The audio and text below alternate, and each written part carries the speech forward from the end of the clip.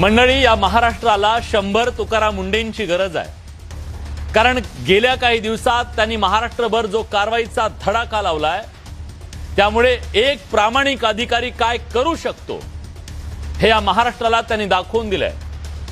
लहान मुलांच्या दुधात विष कालवून स्वतःची घरं भरणारे नराधम आज भेसळयुक्त दुधाचे टँकर रस्त्यावर सोडून पळू लागलेत।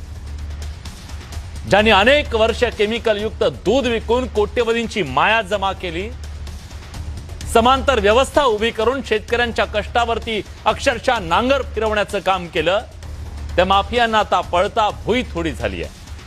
आज शेतकऱ्यांच्या घामाला त्यामुळे 4 पैसे मिळण्याची, सामान्य नागरिकांना चांगलं दूध मिळण्याची आशा निर्माण झाली आहे। जे दुधाच्या बाबतीत तेच गुटख्याच्या बाबतीत महाराष्ट्रात फक्त कागदावर गुटखा बंदी होती। या राज्यात अशी एक टपरी दाखवा जिथं छुपा गुटखा मिळत नसाल।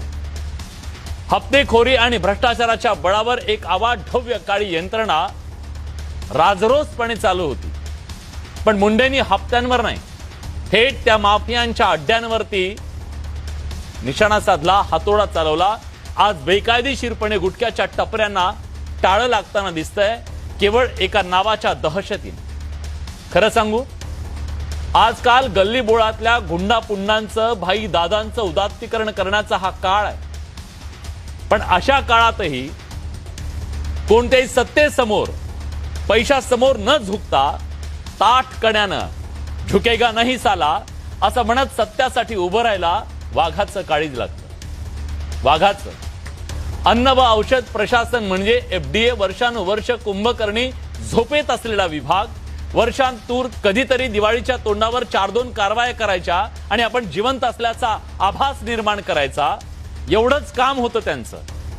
पण जेव्हापासून तुकाराम मुंडेंनी FDAची धुरा आपल्या खांद्यावर घेतली, अख्खा महाराष्ट्रातले माफिया थरथर कापायला लागलेत। सिनेमाच्या त्या 2.5 तासांच्या रुपेरी पडद्यावर अन्यायाचा बिमोड करणारा, माफियांचा बिमोड करणारा नायक आपल्या सगळ्यांना आवडतो। आपण टाळ्या पिटतो, शिट्ट्या वाजवतो, पण जेव्हा तुम्ही वास्तवतेच्या या निखारी जगामध्ये, या विखारी जगात पाऊल ठेवताना, तिथं नायक बनणं सोपं नसतं। कारण इथं प्रत्येक दिवस नवी लढाई असते, प्रत्येक निर्णयामागे दबाव असतो, प्रत्येक कारवाईच्या मागे धमक्या असतात आणि प्रत्येक प्रामाणिक पावलाच्या मागे बदलीचं भूत उभं असतं। त्यामुळे खऱ्या आयुष्यात नायक बनणं सोपं नसतं। इथं नायक बनणं म्हणजे निखाऱ्यावरून अनवाणी पायानं चालण्यासारखं असतं। पण तुकाराम मुंडे नावाचा माणूस गेली अनेक वर्ष चालतोय